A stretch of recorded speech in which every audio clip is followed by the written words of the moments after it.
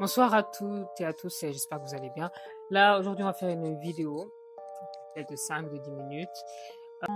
Regardez cette vidéo Snap parce qu'elle m'a inspiré de par tout à l'heure quand j'étais avec la laverie avec la daronne africaine. Là, parce qu'ils croient que tous les enfants qui viennent du bled ou qui sont nés en France de leur couleur, c'est leur enfant. On les connaît, les daronnes, nos mamans et tout. Tiens et tout, je pose mon linge et tout. J'avais mon téléphone à son normal, bon, j'avais pas mis les écouteurs. Ça m'arrive très rare chez moi. Et la dame, elle sait très bien qu'on est en laverie.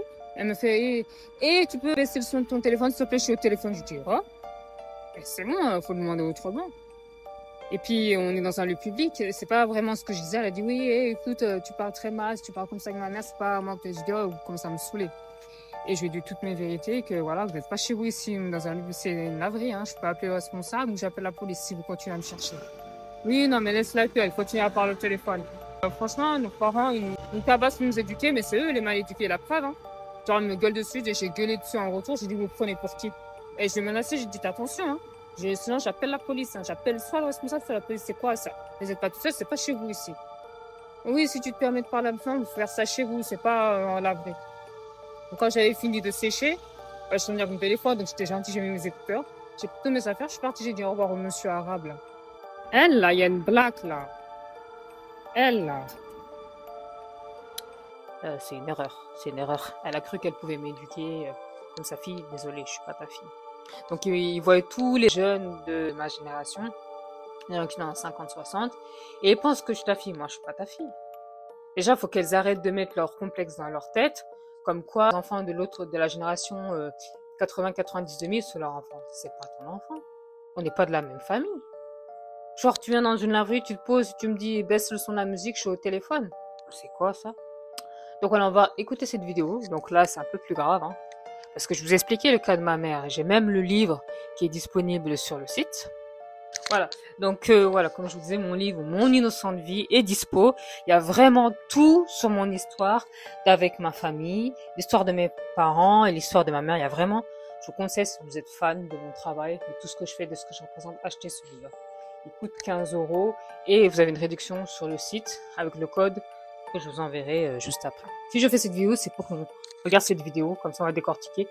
Ma mère était toxique, elle était pas pervers narcissique. J'avais un ex-beau-père qui était pervers narcissique, qui m'a fait des attouchements dans une voiture, qui a été condamné à 10 ans de prison et 30 000 € d'amende. Malheureusement, il a fait appel. Donc on va regarder cette vidéo. Elle, s'il s'agit d'une mère toxique qui lui a tout volé, même son appartement, je pense, parce qu'elle était proprio. On écoute juste après ça. Dis-le que je bois, que je me drogue et que je fume. Oui, oui. Voilà. Mais t'es une folle. Mais les gens savent, j'ai des amis, tu sais, ils savent que ni je bois, ni je fume, ni je me drogue. Mais t'es une malade mentale, Monia. T'es une malade mentale. Tu sais que j'ai les attestations. Ouais, t'as rien du tout. Tu voulais me mettre sous tutelle pour me prendre mon argent. J'ai été propriétaire de mon appartement, t'avais peur de te retrouver à la rue. C'est tout ce que t'as voulu faire. Si, mais c'est bon, j'ai des témoins. Ton père est avec le... Ouais, bien sûr, et ben je l'attends. Tu sais... C'est interdit, ça va être puni par la loi. Je me demande si l'éducation occidentale n'est pas mieux. Elle vient, elle gifle sa fille. Pourquoi tu gifles ta fille? Pourquoi? Parce que c'est ta fille? La plupart des parents africains, nord-africains ou africains, prennent leur enfant comme si c'était leur propriété, comme s'ils l'avaient acheté, ou je sais pas, chez le notaire, ou je sais pas où, en agence immobilière, comme un bien immobilier. Mais ton enfant, c'est pas ta priorité, c'est pas toute ta propriété, hein.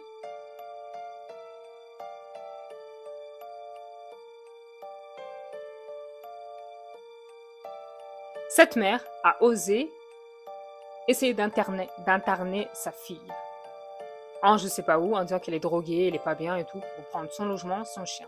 La maman, elle se balade avec le chien, la fille, elle a quoi? Elle a un chien? Non. C'est pas sa fille qui doit avoir ça? Elle doit pas se sacrifier pour sa fille. Donc elle lui prend tout son argent, elle se sert d'elle. Ma mère, une fois aussi, a osé dire que je devais me faire soigner en psychiatrie parce que je lui avais balancé les fourchettes et les couteaux dans sa gueule. Tout ça parce qu'elle me dit, oui, on m'a déchiré pour que je te sorte. Elle précise bien qu'elle a vu des avocats, des psys, parce qu'on lui dit que c'est une folle. Mais c'est elle la perverse narcissique. Donc vous connaissez le pervers narcissique, je vais pas vous faire un dessin, je vous mets juste là la définition, les symptômes, ce que la personne a vécu enfant et comment elle le transmet. Donc c'est bien la mère qui est folle, mais eux, le problème c'est qu'ils l'assument pas. Donc du coup, ça se déteint sur nous, à l'école, dans les fréquentations, dans nos relations amoureuses, à cause de ce que ma mère m'a fait subir, chantage affectif, gaslighting, claque une fois par an, les attouchements que j'ai subis par son ex. Elle reniait mon père, elle disait que oui, traité d'ennemi et que fais ce que tu veux, ton papa voulait te marier, toi, alors que c'est faux. plein de choses qu'elle a niées. Elle me dévalorisait devant mes frères et sœurs, beaucoup de choses, vous savez, hein, vous connaissez, ceux qui ont acheté mon livre savent. Voilà ce qui se passe, les relations entre mère et fille, elles sont pas toujours bonnes. Et après on dit la mère digne. Tu sais de te montrer comme ça. Vous êtes des tarés. Tu es une pervers narcissique. J'ai pris un avocat, j'ai vu des psys. Tu es une PN, jalouse, manipulatrice et t'as peur de te retrouver à la rue. Tu menaces mon père. Ça fait 20 ans que vous êtes séparés. Tu le menaces sans cesse pour lui prendre de l'argent. Et lui, il m'utilise parce qu'il ne veut même pas te parler au téléphone. Allez, stop. C'est bon, Monia, on la connaît la vérité. Tu arrêtes. Il aime ton père, hein. Bah très bien, c'est parfait. Mais il y a une justice. Mais vous prenez pour qui en fait? Ils abusent, même après 20 ans. Hein. C'est pour ça qu'on part pas à 18 ans. C'est pour ça qu'on a du mal à partir. Même à 25 ans, je vous dis, j'ai dû parler avec ma grand-mère pour qu'elle m'aide à trouver un appart à Paris pour m'héberger. Parce que déjà à 24 ans, je voulais partir. C'est très difficile de quitter chez ses parents quand tu es d'origine maghrébine ou africaine. C'est très difficile de prendre son indépendance, oui. La preuve. Monia. Écoutez, vous faites ce que vous voulez. Moi, j'ai fait, c'est mon devoir de mère. Ouais, Maintenant, envoyé avec son père, moi, je peux plus. Hein. Oui, Moi, bien je sûr. rentre. Vas-y, fais ton cinéma. Oui. Fais ton cinéma. Que tu me frappais de l'âge de 3 ans, des coups de pied dans le ventre. Tu me laissais affamer. Tu me faisais écouter que tu baisais avec ton amant alors que tu n'étais pas séparée de mon père dans le même lit que moi. Hein? Tu te rappelles ça pendant 1 an quand tu m'as fait vivre chez Jean-Marie? Que vous baisez tous les soirs comme des porcs? Allez, vas-y, ouais. Espèce de folle. Espèce de folle, va. Ouais, c'est ça, ouais. Donc, voilà. Donc, le problème de nos parents africains, il faut que ça s'arrête. Il faut que ça cesse. Je suis pas ta fille, je suis pas ton fils. Laisse-moi tranquille. Laisse-moi vivre ma vie. Comme disait Laurent Febvre, oui, les baby boomers... les gens qui sont nés baby boomers, qui parlent qu'il faut mettre de côté, à un moment donné, c'est bon. Là, il y a 7 ans, c'était la blanche, je manquais d'éducation. Et là, c'est encore là, je manque d'éducation.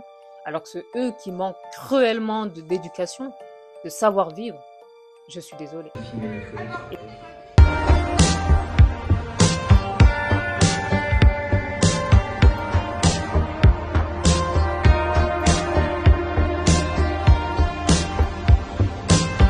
J'avais 6 ans. Et on est allé manger au resto avec sa fille à lui, qui avait le même âge que moi. Donc en sachant que mes parents n'étaient pas encore séparés. Et voilà, un dîner qui se passe normal.